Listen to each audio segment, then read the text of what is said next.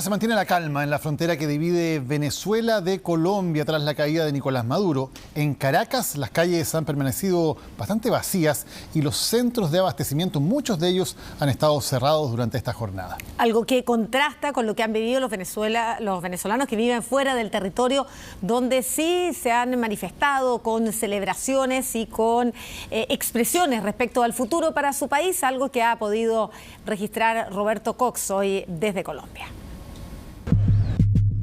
Es un punto de control de grupos armados, es un corredor comercial vital, es el punto de libertad para los venezolanos que cruzan esta frontera, la que divide Colombia con Venezuela. Aquí se ha centrado la atención tras la caída de Nicolás Maduro. Podemos ver que en la frontera los autos pasan con total normalidad, ni siquiera los controlan, ni siquiera se les sella el pasaporte, hay muy poquito control, no así al revés, donde sabemos que del otro lado, ya llegando a San Antonio de Táchira, del otro lado sí hay mayores controles para quienes quieren ingresar a Venezuela. Eso sí, llaman la atención estas tanquetas y la alta presencia policial militar que hace semanas no se veía. El que no esté visible no significa que no hayamos estado. Hay que tener en cuenta también la articulación que tenemos con los entes institucionales, como lo es Migración Colombia, como lo es nuestra Policía Nacional y como son las autoridades locales, que esa articulación y ese monitoreo hace que se garanticen las medidas de seguridad aquí en el área. Y mientras la incertidumbre crece, cientos de venezolanos al día cruzan hasta Cúcuta para abastecerse de alimentos y enseres. Pues bueno, amigos, estamos esperando a ver cómo sigue la expectativa del lado venezolano y esperar a ver cómo siguen las cosas. No todo está muy solo, todo por todos lados. Vengo a hacer unas compras aquí del lado colombiano y porque hay cosas que ahorita pues están escaseando en Venezuela. Es esto el agua que me queda a mí para poder estar acá. Me toca a veces ir a conseguirme con algún vecino. Sin mostrar su rostro, menos su hogar, un chileno que vive en Venezuela da cuenta de su realidad, bien parecida a la de muchos que desde hace años esperaban un cambio, aunque afirman en las calles no hay ambiente de celebración. Me encuentro en una estación de servicio, está cerrada. Esta estación de servicio es muy transcurrida en el este de la ciudad, se encuentra cerrada. En las calles se siente como un vacío, silencio absoluto. La avenida Francisco de Miranda es una avenida muy transcurrida, atraviesa parte de todo el este caraqueño. Ahora vean ustedes cómo se encuentra esta avenida totalmente sola. La gente no dice nada, de hecho uno no publica nada en redes sociales, yo recién estoy publicando como que estoy feliz, estoy contenta y estoy bien. Básicamente es como salir y entrar como que nadie se dé cuenta que tú estás allá. Uriana nació en Venezuela, vive en Chile, pero la captura de Maduro la sorprendió en su país de origen. Bueno, a mí me pasó que yo estaba con unos primos y de repente vi noticias internacionales de que justo estaban bombardeando Caracas y salimos nosotros del bar y nos enteramos así, llegamos a la casa, encendimos el televisor, nada por supuesto de televisión nacional, sino todo en redes sociales. Emoción dice que cada venezolano está viviendo en silencio en sus casas, la mayoría prefiere no hablar. Disculpe, no molestemos, estamos en vivo para Chile, ¿cómo está? Pero ahorita no estoy para huir rápido. La política es una cuestión que solo ellos saben qué van a hacer y qué van a hacer. Que sea lo mejor, que ganemos todos, que haya una buena democracia, más nada. Y apuntar siempre, lo he dicho cuando así las cosas, que hay que creer en Venezuela.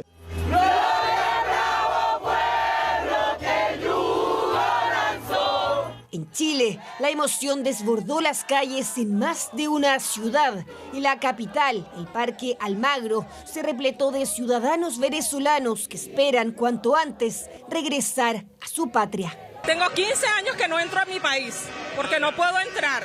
15 años y tengo una sola hija, que la tengo en los Países Bajos. Historias como estas dolorosas se repitieron entre quienes hace años decidieron migrar desde Venezuela, lejos muchos de ellos de sus familias. Siempre pusieron muchas trabas para llegar allá y gracias a esto que está pasando pues podemos decirle que allá que nos esperen. Es el anhelo de varios caminar nuevamente por este puente, pero ahora de regreso a casa. Durante décadas, Venezuela gozó de una muy buena situación económica. Se construyeron grandes edificios, la educación era gratuita, se modernizó.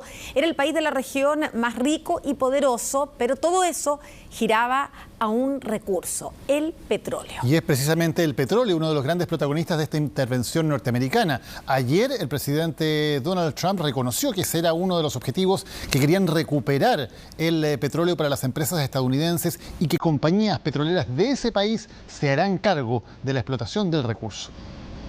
Caracas, Caracas, oye, no puede ser.